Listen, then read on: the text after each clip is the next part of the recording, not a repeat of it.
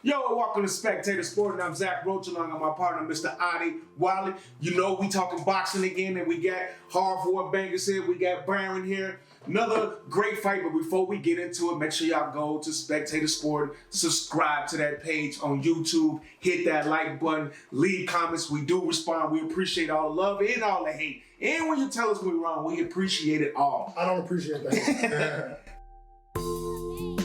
Man, Vergil Ortiz defeated Israil Madrimov by unanimous decision and retains his interim WBC super welterweight title.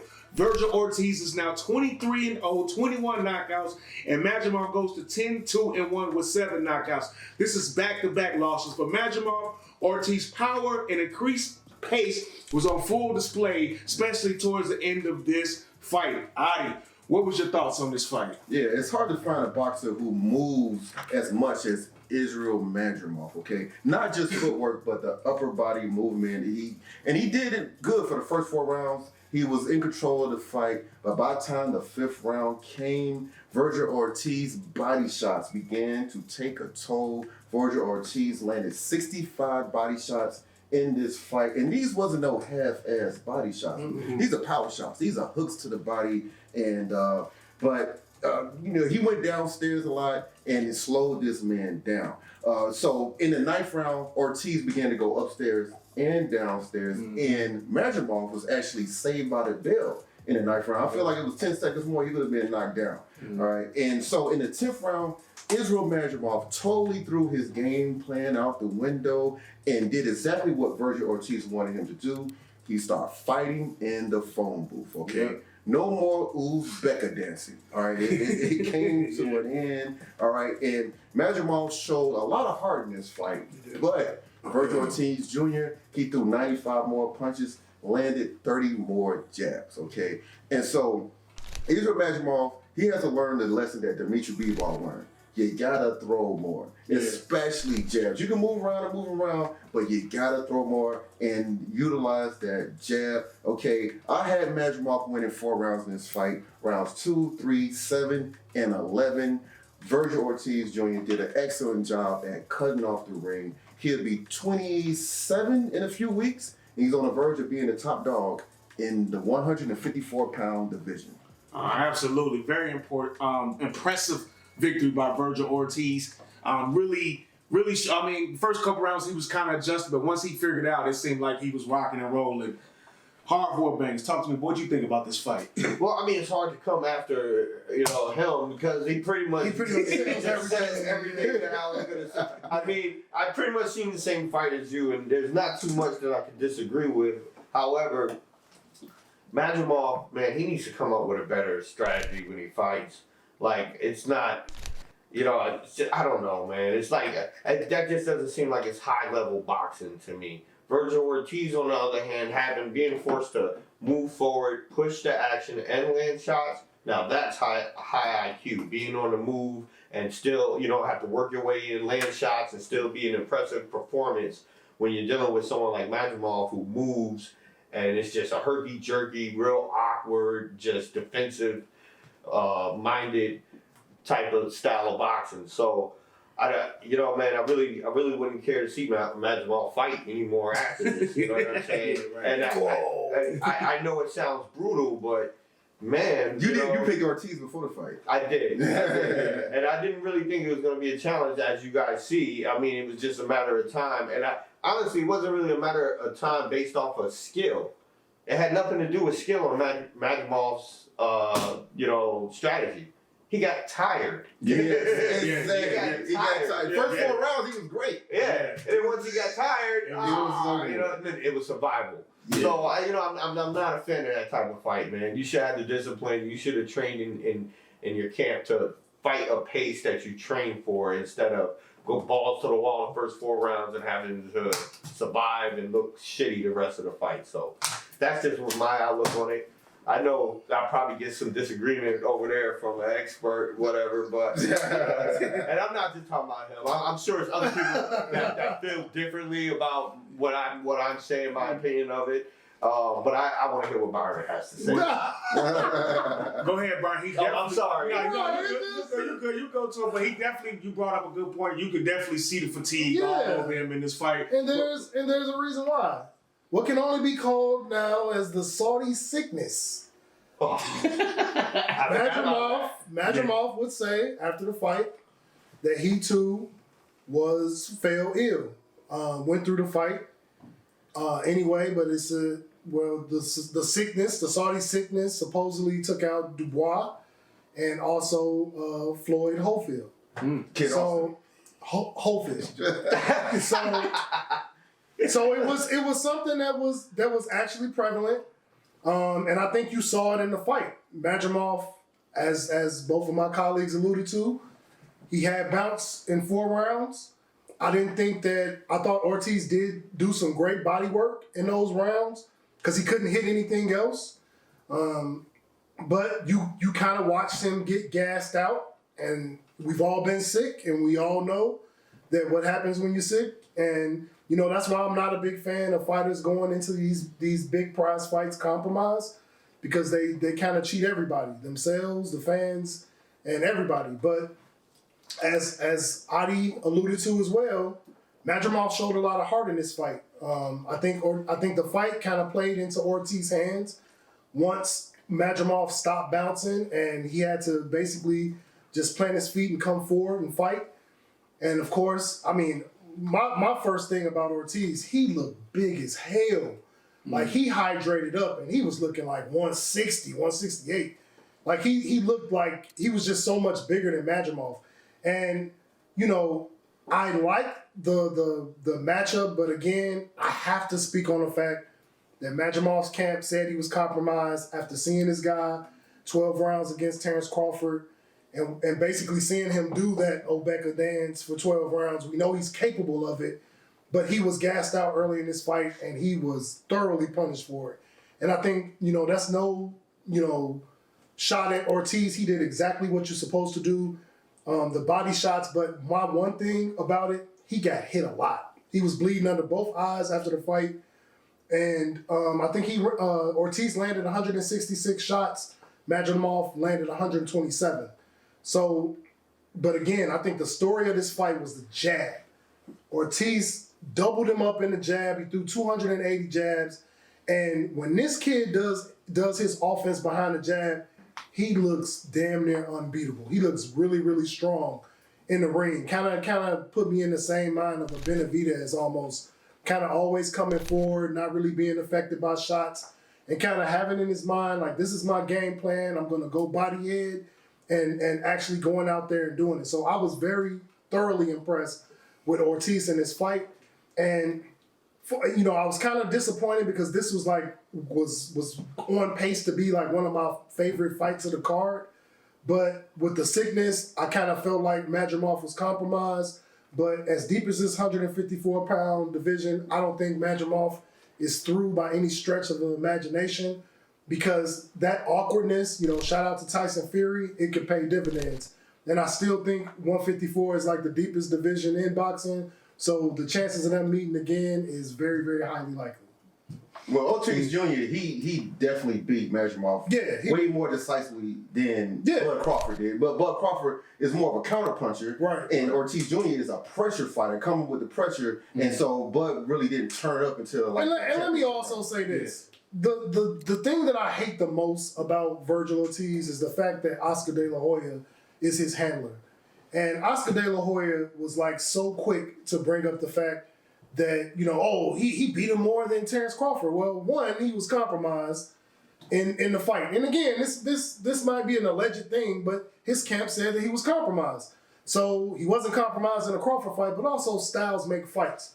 And I still have to say that your fighter was bleeding from both eyes after this fight. He needs to work on his... Yeah, he was getting hit a lot in this fight. And I'm thinking to myself, you want to put this guy in front of a Terrence Crawford, which is, that's basically De La Hoya's wet dream. He wants Vergil Ortiz to beat Terrence Crawford. But the thing is, you're putting a guy that gets hit a lot. And Terrence Crawford is a doggone assassin when it comes to counterpunching.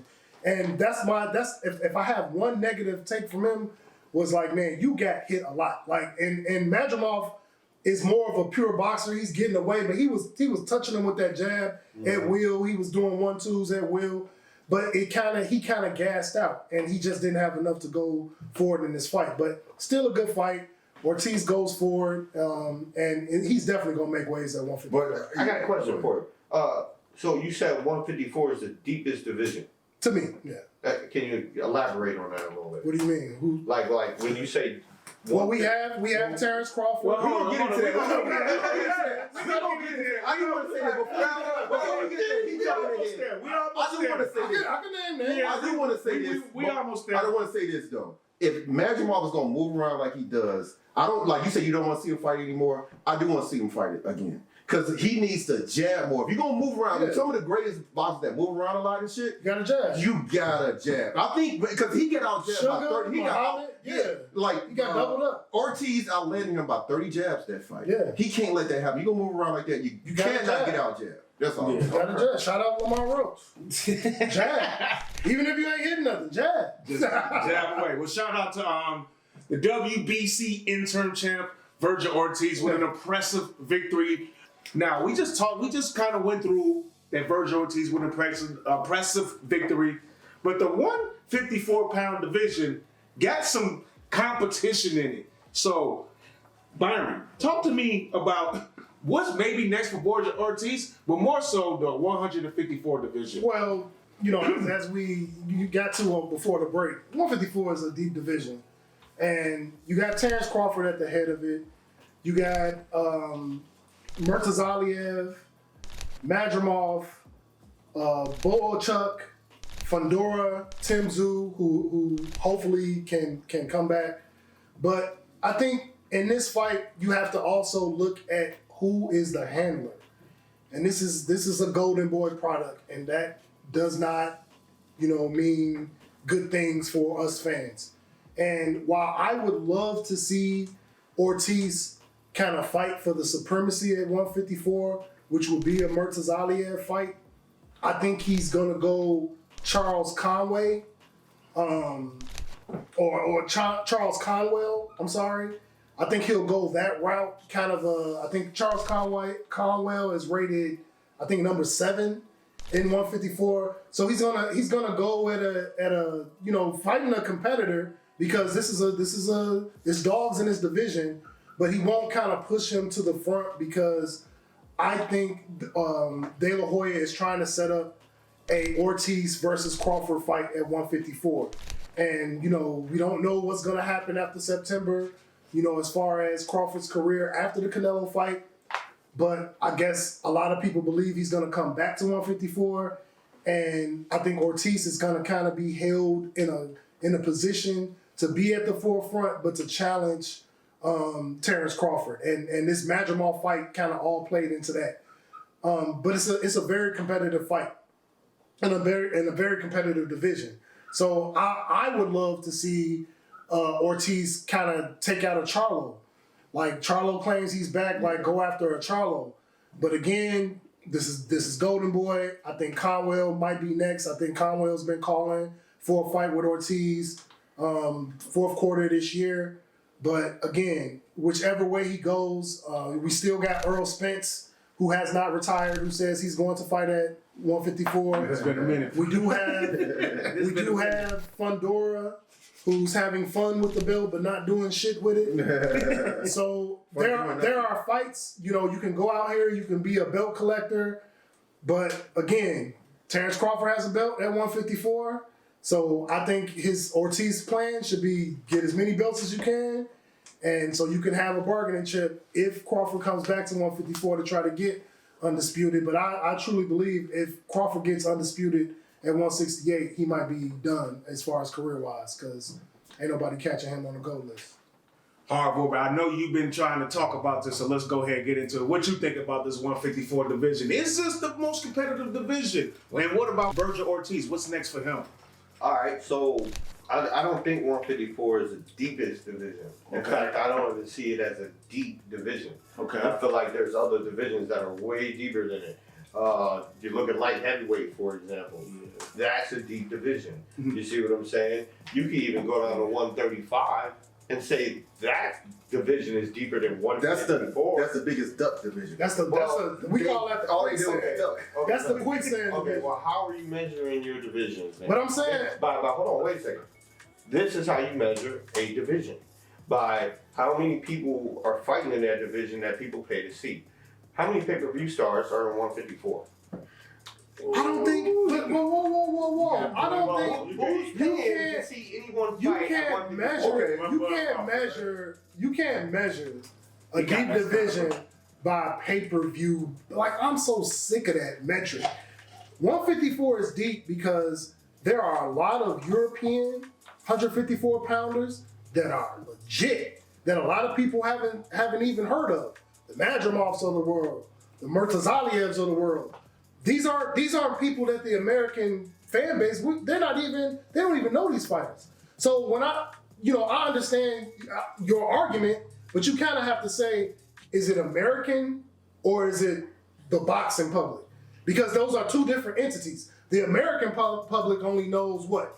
Tank Davis, and who else? Canelo, but Canelo. I want to say this That's too. it. Like when it came down to the fight of the year candidates for 2024, the Bivol versus Better BF wasn't even a candidate. No, it wasn't. Okay, so that lets you know how the American media is not really, because Bivol's from Russia, Better BF's from Russia, but then Canada. So it's about, you know what I mean. So it's about popularity. But for me, the most competitive boxing right now is in Europe. Well, The most, and I say that because their champions don't have a problem fighting other champions. Our champions are too good to fight other champions. Yeah. They go based on resume, based on what cereal this person ate when they grew up. Like, man, this dude ate honeycombs. He can't be good. He can't beat me. Shout out to Tank Davis. Just say 150. Shout out to Tank. That's But right. what I'm saying, when I say deep at 154. You could run into a guy that you feel is on a down scope of his career, a Tim Tszyu, and you can get your ass whooped. Like they have a 1 to 15 of guys that you can lose to, and you would think that this at 135 you get to the 15th guy, you got Frank Martins and everything else. I'm gonna say this too. Like you pick Ortiz to beat Madrimov, good pick, but Serhiy Boachu, he knocked Ortiz down twice in a controversial loss. Right. Okay, so like what he was saying, like people don't know about. People don't know about this division. Good argument, but bad result. All right, bad result is because 154 is not the deepest division of boxing. So we can say most competitive. Wait, hold on, wait. Let him finish. Wait. When in history have you ever heard anyone say 154 was the deepest division of boxing? There's never been a time in history where he was like, man, you see those even when Jared Hurd was still out there to get the shit kicked out of him to pull out of the decision. Now, I'm not saying that your argument doesn't have any validity to it, because it does. I mean, it is competitive, but to say it's the deepest division, so you're saying 168, you got heavyweight, you got light heavy. Man, you got a lot of divisions that are way better than a fucking 150, 1 to 15 can crack. I don't know. What do you think? I'll get into it, man. Yeah, I want other opinions. I disagree with him. So he said 154 is the deepest division. I say bullshit. Okay. What y'all got? I guess I'm waiting. I'm just waiting to say heavyweight division. I mean, over the 154. I don't know. It's a good argument. It's a good argument, but It's a very competitive division. You can't cherry pick. You can't cherry pick 154 like you could cherry pick 135. Well, 135. I don't think that's the best division. And some people don't even cherry pick 135. They go to 130. Yeah. No, 135 is really good, but I'm frustrated they don't fight each other. So I can't say that's the best division because they're not fighting. Because 154 fight. You know what? 154 people, they fight each other. The top 10 guys fight each other. 135 people don't fight each other. I'm gonna come back. Can I? Yeah, absolutely. 140. The fucking Haney and Garcia doing a rematch. Come on, man. You can't say 140. Man, Tia Female is there. Tia Female is there. And he ain't doing nothing. Hold on, wait. But we're talking about right now. But he did fight Kambosos. That was a wild. How long It ago was, was but that? it was the fight he made. And before that, he beat the black dude, what's his name? And fought him under. Kami?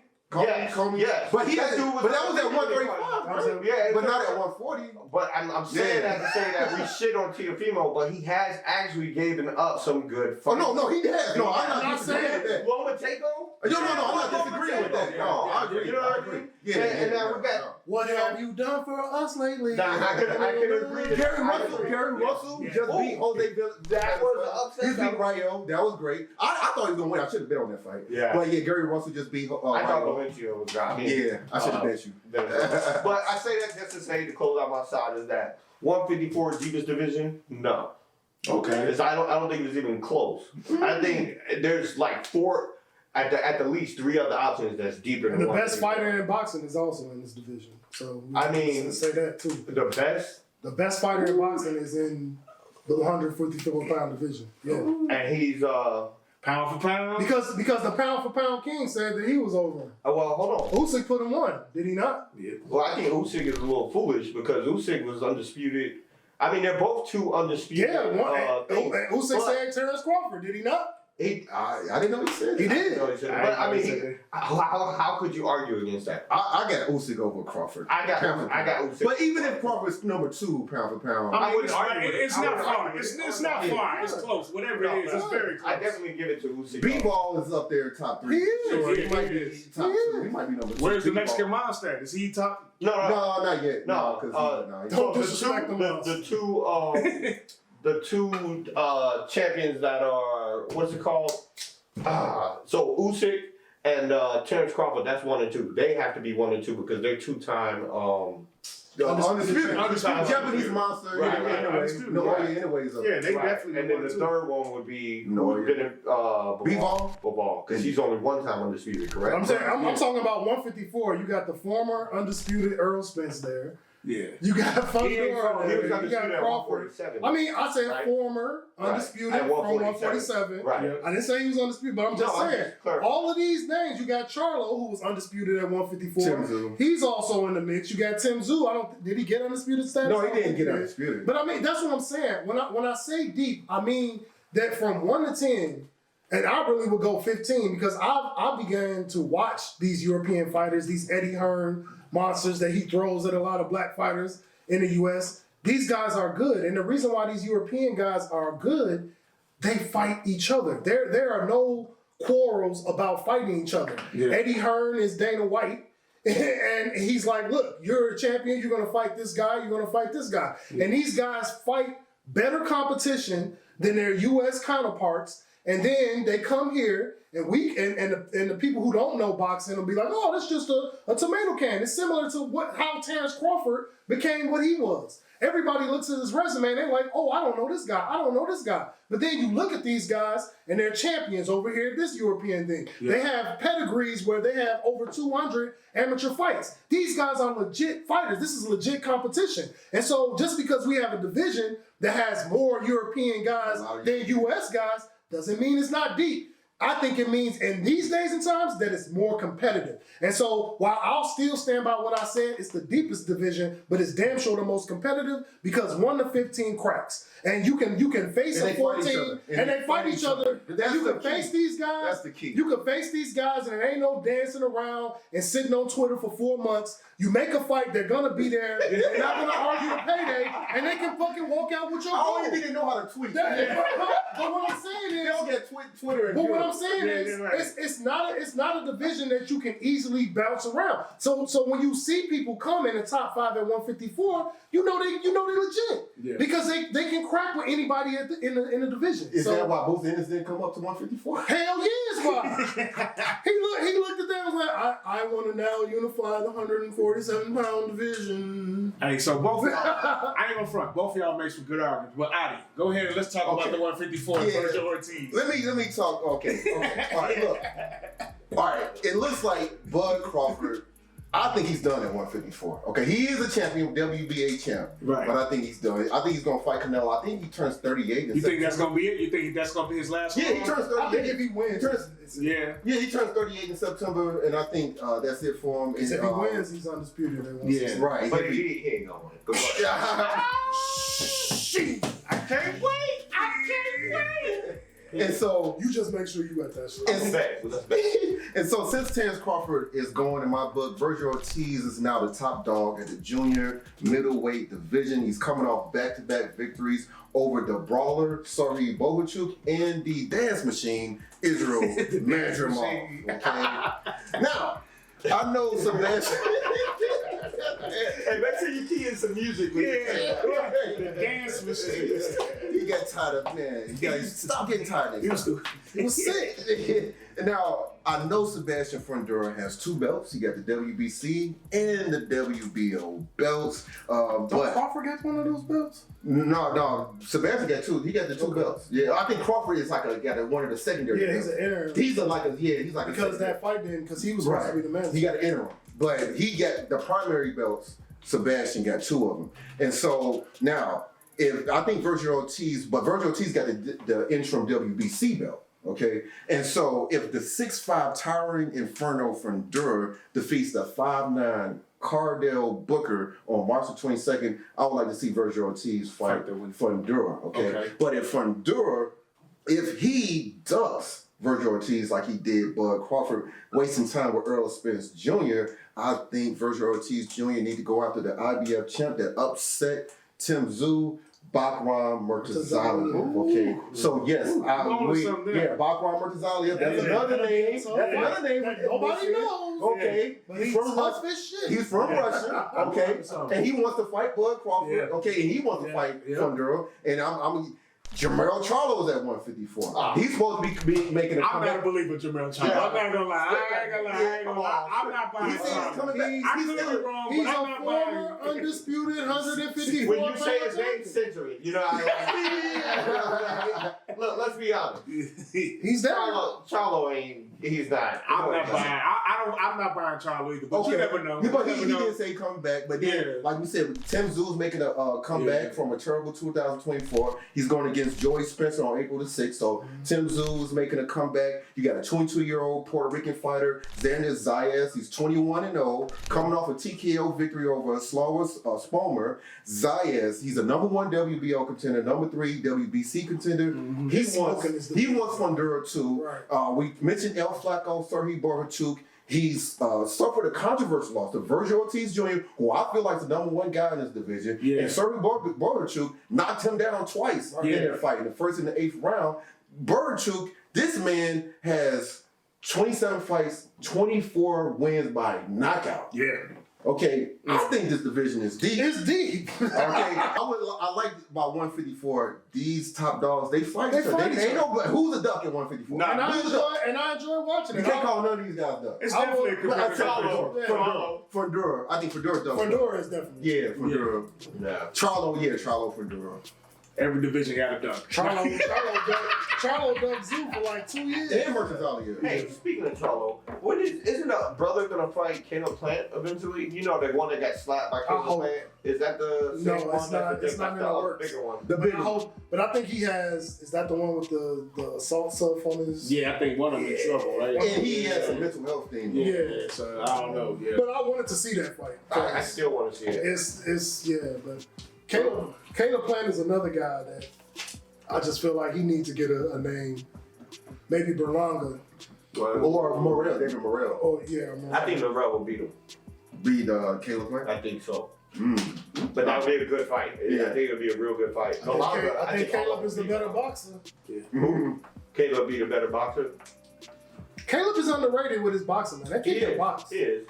He just don't have that pop and people don't really respect it. And he doesn't have good punch resistance. Yeah. You know. Genetics. Well,